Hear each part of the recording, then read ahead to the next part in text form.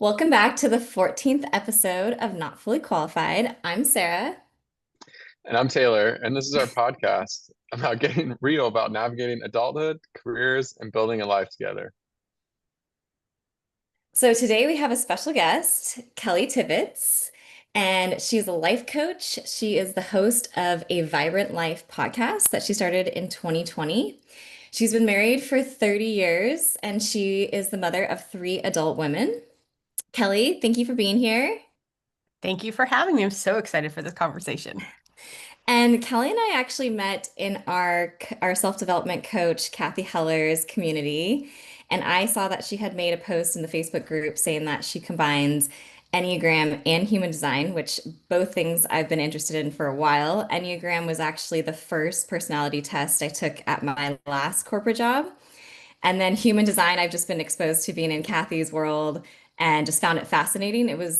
I think it's been the only type of system that I felt really spoke to me and really resonated. All of the traits that come up in my chart really resonated with me.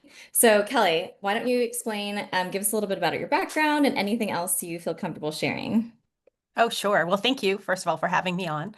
I'm Kelly Tibbitts. I live in New Hampshire. My husband and I just celebrated our 30th anniversary, and we have Woo, three adult congrats. daughters. Woo! Thank you.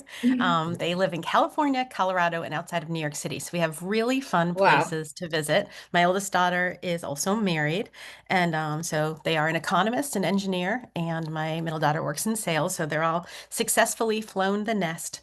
And in 2020, when I had already discovered human design, the Enneagram, I was able to bring the wisdom of the Enneagram into our home because they all had to move back home for COVID. Two of them had to leave Okay. the Mm, college they loved, okay. and one had an apartment outside of Boston.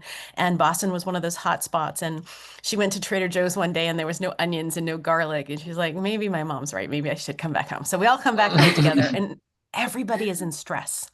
Nobody knows what's going to happen. And because of the wisdom of the Enneagram, we knew what to expect from everyone's behavior because we knew the path to stress. So everybody knew their Enneagram number, but they also knew their path to stress. And one of the Hmm. most interesting things that the Enneagram tells you is what happens when you're in stress. And so when I get to talk to corporate clients, this is my favorite thing to share. In stress, three numbers become really positive. Taylor, you're one of them.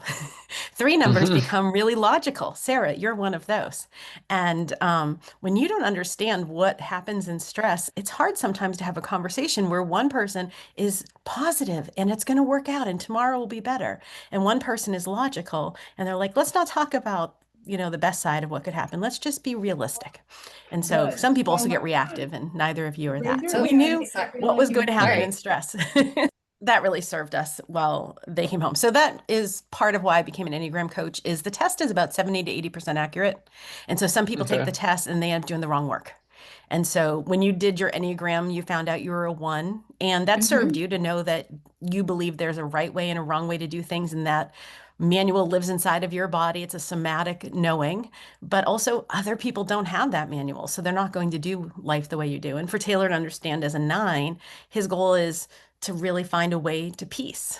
And so nines and ones have such an overlap. A 1-9 and a 9-1 can look very similar. The behavior might look the same, but it's for two different reasons. And so I think the Enneagram is helpful for any kind of relationship at home or at work. But when you add in human design on top of it, I feel like it gives you this really full picture. And that's what you noticed as well when you started to look at your human design, a really full picture that helped you understand why you think and feel and do life the way you do. And Kelly, just going back a little bit, can you explain Enneagram and Human Design to those who might not be familiar with either one of Sure. them? They're both a way to understand yourself a little bit better. Now, as a former pastor, one of my hmm really core desires is for people to understand that none of these behaviors are your truth. I just Mm. watched the Eddie Murphy documentary the other night, and in the middle of it, he says, the reason I wasn't pulled down the path to drugs that so many of the comedians he was with were, is because he truly loved himself. And I think at our core, our identity is 100% valuable, 100% loved. Nothing in life changes that identity. But on top of your identity, on top of that soul, you have to put on a costume, this body, this way of thinking, feeling, doing life, this personality. And so, what these personality tests tell you is different pieces of information about behavior. So the Enneagram says this is why you think and feel and do life the way you do. You're using your thinking center, your feeling center, your somatic center. And it's an ancient typing system that until the 1970s was really taught one to one. In the 70s, a few of the teachers began to write books, and from there it multiplied into workshops. And now you can go onto Instagram and really find a lot of information about the Enneagram. It wasn't really intended to be done that way. It's meant to be Mm. one-to-one work. And so that was part of why I became an Enneagram coach. It's not really supposed to be a party game of I'm a 4 and you're a 2. It's supposed to be a deep understanding of yourself. And then human Mm. design is so interesting because the person who channeled it over 8 days brought four different belief systems together. You have astrology and the I Ching and the Kabbalah. And so you're understanding how the energy moves through your chakras. And for me, I had my hand against it for a while. Kathy Heller brought it to our program, and I was like, I don't know, I'm a pastor. Can I go down this path? But boy, is it full of really useful information. And so again, it's meant to go through slowly. I'm a certified Enneagram coach. I'm not certified in human design, but I've worked for a couple of years now with a few teachers, and I have access to a really great artificial intelligence by Emma Dunwoody, who is one of the most amazing human design teachers. And that's what I used to create the document we'll talk about today. So Mm. neither thing is meant to Sweet. be light. It's supposed to Hmm. take the time it takes, but it can give you such deep self-awareness. And I think when we know why we think, feel, and do life the way we do, and we know other people do it differently, it gives us so much grace. We're not getting Hmm. frustrated by one another. We're honoring those differences. Yeah, and I have absolutely felt that way. I felt very seen by human design, and it explained a lot of things to me it opened my eyes to a lot of things that I had never thought about, but that actually do feel true. And I think understanding it for each other, which we'll get into later too, as a couple can be really helpful because it just Absolutely. reveals more layers to the other person that, might not come up in normal conversation. And you are the only person who I've heard using these two together. So how do they complement each other and how do you personally use them together? So in human design, when you put your birth date and time of birth and location, you're going to get a picture. And it's going to have the chakra system with off to the side sort of an explanation of two of those areas. So your heart, instead of being just in that aligned center, is off to the side and broken into two parts of your heart and your solar plexus. And then over to the other side, you have your spleen. So you have a picture of how the energy of your body moves. And Mhm. in that picture, there's three centers of intelligence in that picture. At the top, your anja is where your thinking center is, and over in your solar plexus is where your feeling center is, and over in your spleen is where your somatic information, your body-centered information is. And those, again, are these three primary ways of understanding the Enneagram. Are you in the thinking center as a 5, 6, 7? Are you in the body Mhm. center as an 8, 9, 1? Or are you in the feeling center as a 2, 3, 4? That's just one of the many overlaps. But I think when you have a little bit of understanding about yourself with the Enneagram and a little bit with human design, and then you add on some of these really great tools like Strength Finders, Myers-Briggs. Are you extroverted or introverted? That's important to know in a relationship, right?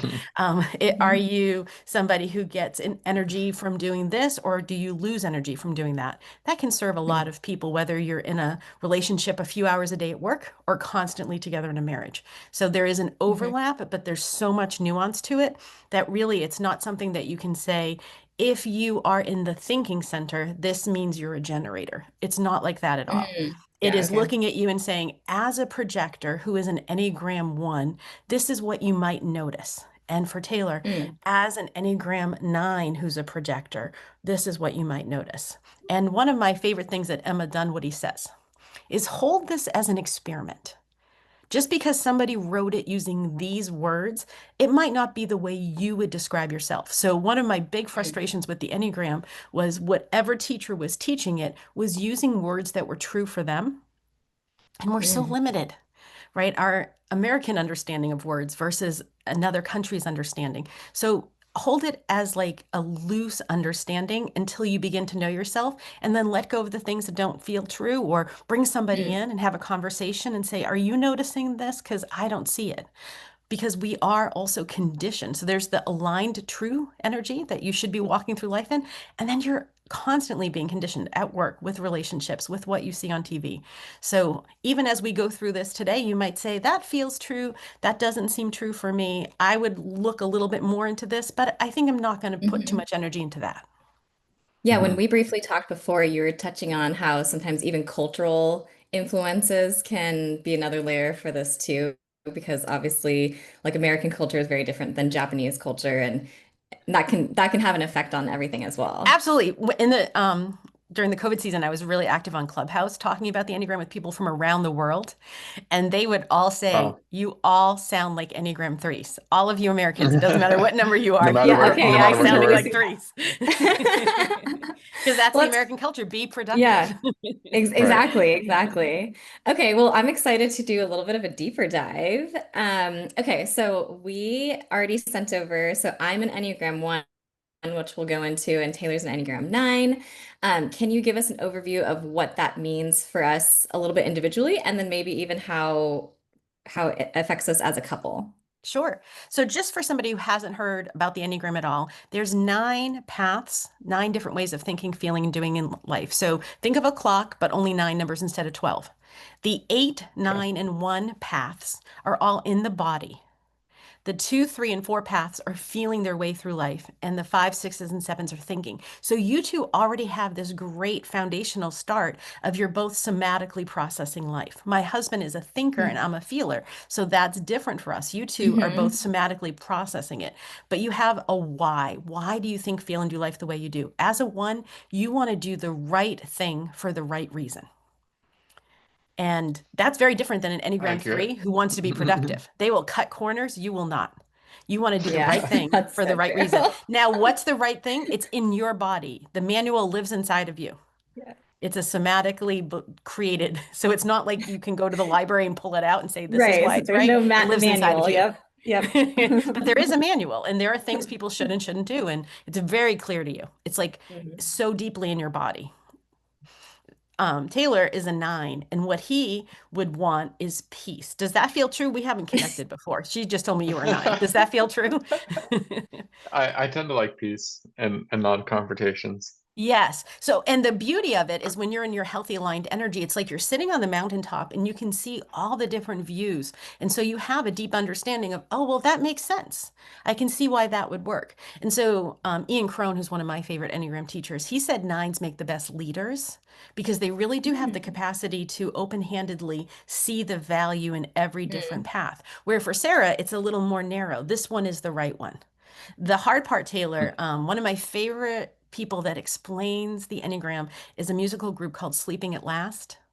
And they Okay. write a song for each Enneagram number. And for the What? 9s, yeah, it's so That's so beautiful.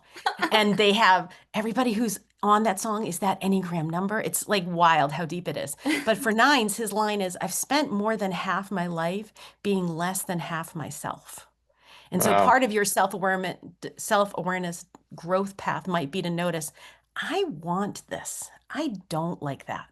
And beginning Hmm. to own the fact that you have, because you have a human life that's 100% valuable, the Right. right to say yes and no. But your innate desire is, can we just find a way to peace? And what's really Oh funny, yeah. Taylor, is right next to you on the Enneagram is the 8, and they don't want peace at all.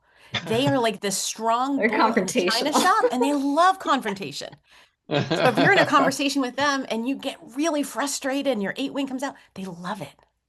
And you're like, oh, that was really hard and draining, and it energized them. Have you ever had a relationship like that at work or at school with somebody who just seemed to love confrontation? Oh, certainly, Yeah. And so, certainly. and just to be like, of course, that's them. This is me. We do it differently. Yeah, But that's yeah, the makes Enneagram. It's sense. helping you understand why. Why are you thinking and feeling and doing this way? Human design is a lot more nuanced. It's really a starting point would be, how is the energy moving through your aura, right? And so there's different ways that these auras, these energy bodies are walking through life. So first we have manifestors. And so Kathy Heller, who Sara and I found, these are the people who have the spark, the beginning. And so Vision. many of us are like, why can't I be like that? Why can't I just Mhm. create things out of nothing? Well, I'm not a manifester. Generators are next. They have in their body the sacral is defined and it's full of energy, and they're the ones that capitalism is based on. Hey, work 10, 12 hours a day, create some It more makes so energy, much works sense. beautifully. Projectors are not manifestors or generators. Now, there's in between manifestors and generators what I am, a manifesting generator. I have some of the gifts to speak life and create things. I have some of the gifts to move things along. But really, what I am is one of those squirrel people who start to talk about something and then something catches my eye and then I move on to this and I like to read 5 books at once. And my whole life I was told you're doing it wrong. Just do one thing and do it well and then move on. And Mm. most of your life, if you grew up in a capitalistic society, you were told you're doing it wrong. Work 10, 12, 14 hours a day. Why are you so How lazy? true is Why are you that? tired? How true Because is that? projectors are not meant to be generators. Projectors are the wisdom. They are the people who sit and they help us understand and know ourselves best. And really your path is to say, what's interesting to me? How can I either learn about it or use my 2 to 3 good hours a day? That's what you have to focus on what's important to me. So how does that feel? Did you notice a difference between the generators in your life and being a projector? Taylor, do you have any thoughts? Yes. Because this isn't new for me. I've already thought about this a lot. Because for me, in my corporate career, 100%, I was working 10 plus hours all the time and then feeling, why am I getting burnt out by after 2 days? I have 5 days of this to go. Um, I mean, that just resonates with me so much. Taylor, And I don't so know my how you husband's a feel. generator, and my 2 oldest daughters are generators. And so when I brought this to my husband, he's like, well, that makes sense. I mean, I've done the same thing for 30 years.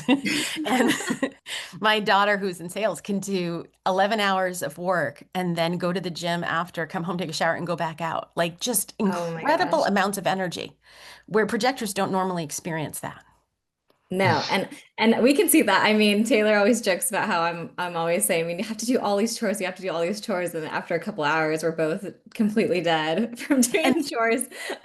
so that's one of the most important things human design can do is help you sort of honor, you know Mhm. what, this is me. And I just do it differently than you. And we're both, having our own human experiences. But I'm going to honor this as a projector. I don't have 11, 12, 15 hours a day of Mhm. energy. Yeah, that Yeah, it's revelation tough. really changed how I viewed my career as well, because I was like, this explains how I've killed myself trying to keep up with that type of energy. And for me, taking breaks between focused amount of work, it feels so much better, and I'm so much more productive. And why can't we just honor that? Like, don't you wish Yeah. someone sat with you? And it I feels was a guilty kindergarten teacher. sometimes. I wish as a kindergarten teacher I knew this and I could just sit on the floor with somebody and say, oh, sweet girl, you're a projector. Like, go take a rest. And then when your energy comes back, come back and do the next step. That would have been so honoring for all of us. Yeah, and Yeah. I think it's helpful that Taylor and I have the same energy type because then it's Oh, really yeah. easy to relate to. In fact, I think he reminds me of needing to slow down versus I still sometimes get in the generator mode of like we Well, need to do because what all of you these get things. into as an Enneagram 1 is there is a right way, isn't there? Yes, true. And the right way is the generator way. And Is what I've and been Taylor taught. luckily isn't being forced by all this because it's not what's driving his behavior. He would like to find that Mhm. equilibrium, that peace. Right. Yes. Okay, that makes so much sense. Any thoughts or questions before we move over to human design then? I mean, I know it's funny because projector is a little bit more rare than those other types, but my everybody in my life who I've done human design on is a projector. I'm like, this is interesting. Well, I This think we talked explains why about we this. probably all get along. Yeah. We're I was in just this gonna say group of projectors attract self-development projectors. with our Hmm. manifestor leader. And everyone I've met has either been a manifesting generator or a projector, and almost everybody's a projector. So, what's interesting about that to know is when you do have these defined and undefined areas, it's part of what connects us to each other, right? It's why generally Hmm. a group of people can get more work done generally than Yes, somebody by yes, themselves. right, right. And I think the one thing I wanted to say too about being a projector is that I mean, it has changed. I'm still getting used to telling myself it's okay to take breaks and that that's actually what I need. I don't know if Um, you're getting used to doing that yet because you still go I pretty still give you a hard long to-do list. nonstop and there's a lot of things to do when I tell you we need to relax. And Yeah, so that's okay, so I'm really still hard learning. Yeah, because the how can you relax, Sarah, self-awareness. when the right thing to do is Right. Yes, it's so true. It's so true. I think So I just then find it fascinating to learn all of this because you're like, this explains so much. it explains so much, especially when you could just have a conversation and say, I wonder if you'd be willing to notice what you're thinking or just somatically believing right now.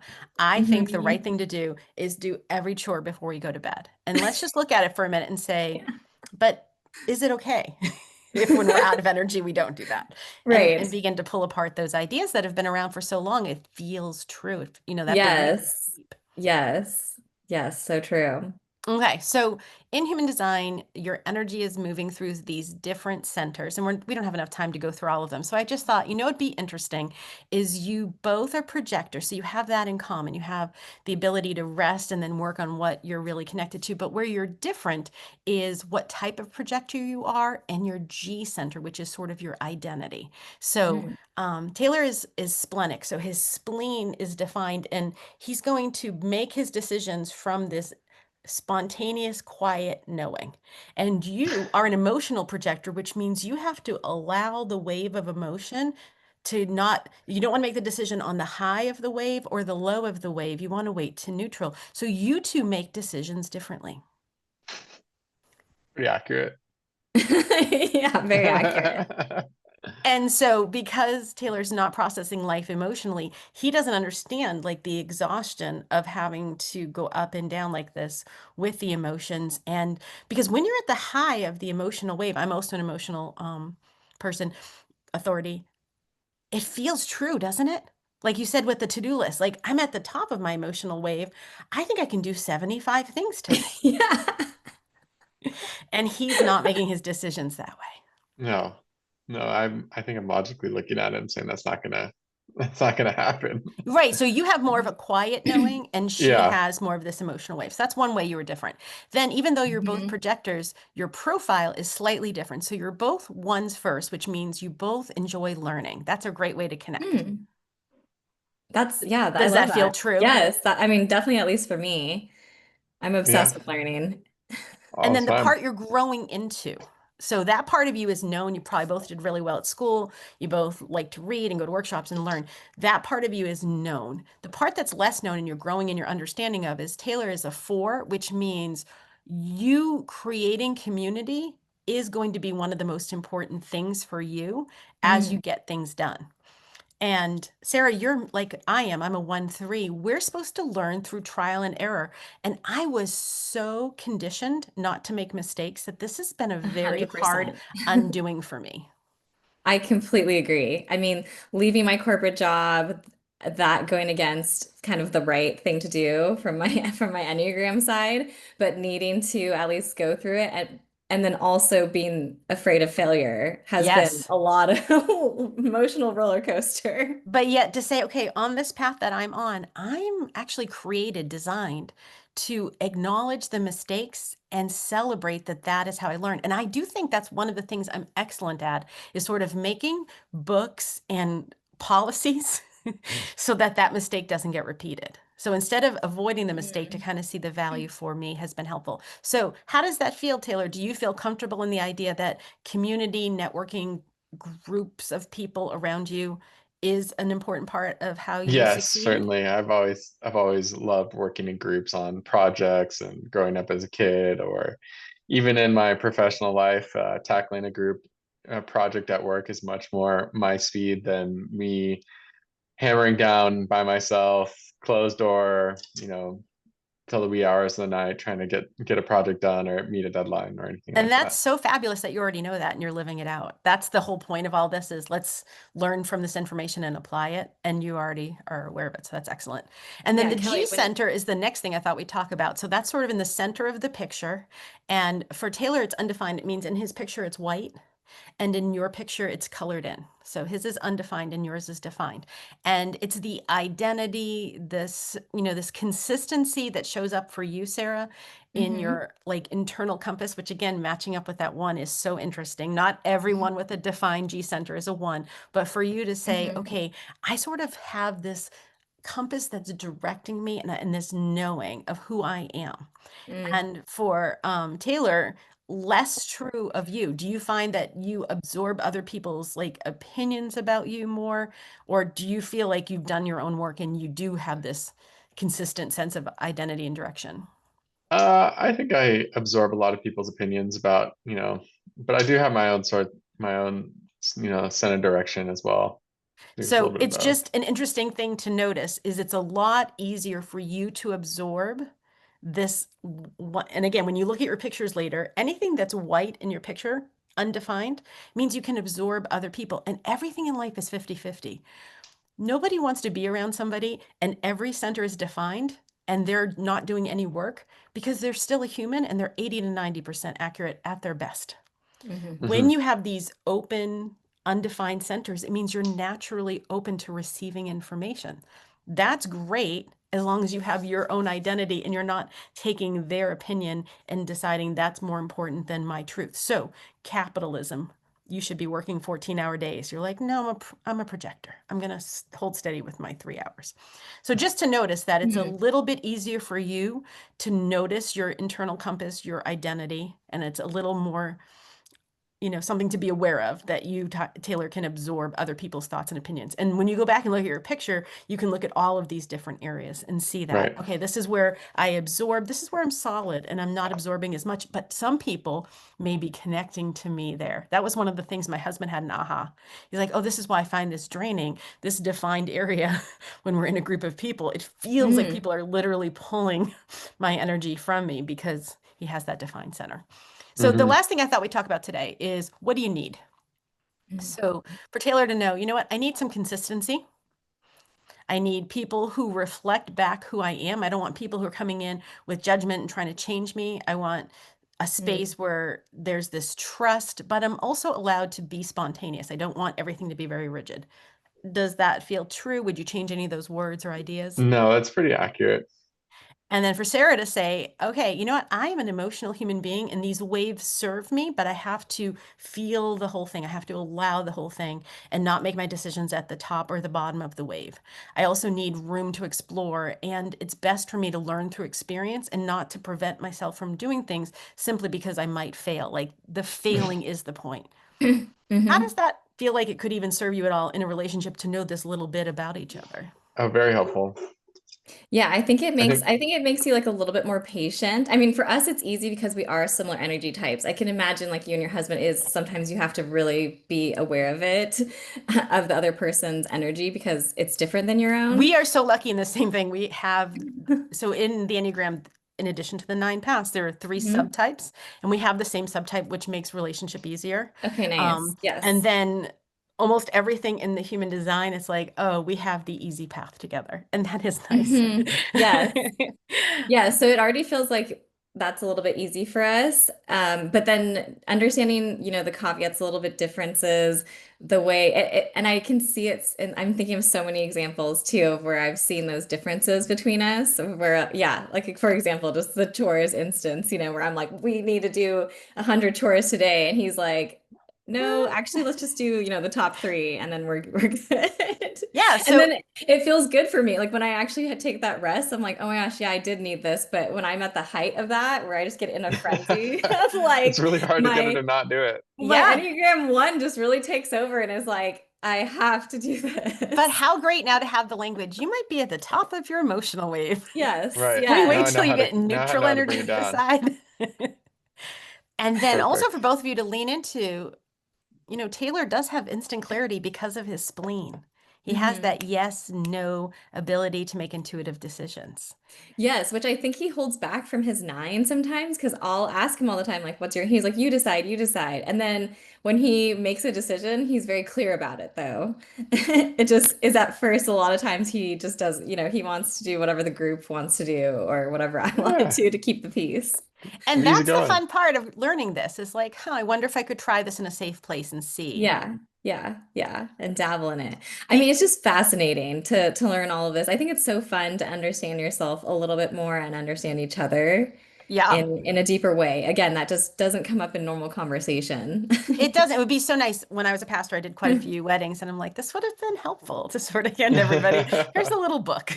Right, right. Yeah, Certainly, yeah. especially because like we just got married, so it's like a nice to get a little bit even deeper in that and really support each other in different ways. And that's what I love about human design is, even as it succinctly said, the different way you two make decisions, honor both speeds. Human design doesn't say this is the right way.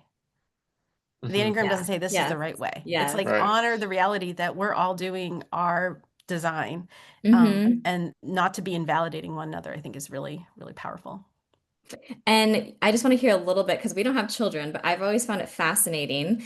So for you with your three daughters, like how has it also helped you as a parent understand your children's Well, the desire Enneagram for helped me Enneagrams? first. So my husband and I are what's called compliant energy. Sarah, you are also compliant. Ones, twos, and Okay. sixes are compliant. That means we just naturally look to the left and the right, Hmm. and we figure out what people want and we do it. Four, fives, and nines have what's called withdrawn energy. They believe there's a limit to their energy, and they will become stubborn if needed to put up their boundaries. So in general, four, fives, and nines don't need to go to boundaries classes. They intuitively know their own boundaries. We need the boundaries classes because we overgive trying to be Yeah, that's compliant. true. My three daughters are all 3, 7, and 8. They're each one of them is one of those three numbers. And that's called assertive energy. And that's the energy that walks in a Mm. room and you know they are there and they are pushing against everybody else because they know what they want. And because my husband and I were compliant, we had no idea why they weren't listening to us because we were the Yes. very easy to raise children. Uh-huh. Go You're do right. this. Yes, sir. Yes, ma'am. Like done.